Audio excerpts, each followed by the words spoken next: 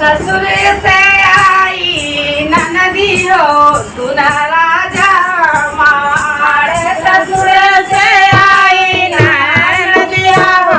सुना राजा हमार ससुर से आई ननदिया हो सुना राजा हमार ससुर से आई ननदिया हो सुना राजा हमार सन के दाई कुछ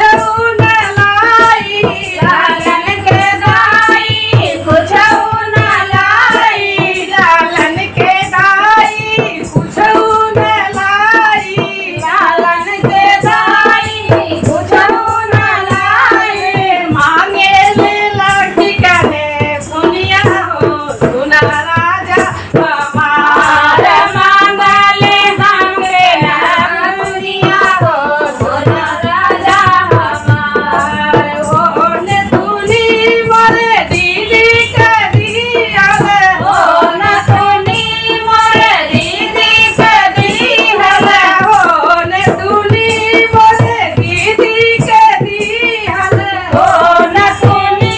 मोरे दीदी के दियल जियरा हमार हो सुना राजा हमार जंगल जियरा हमार हो सुना राजा हमार ससुरे से आई नदिया हो सुना राजा हमार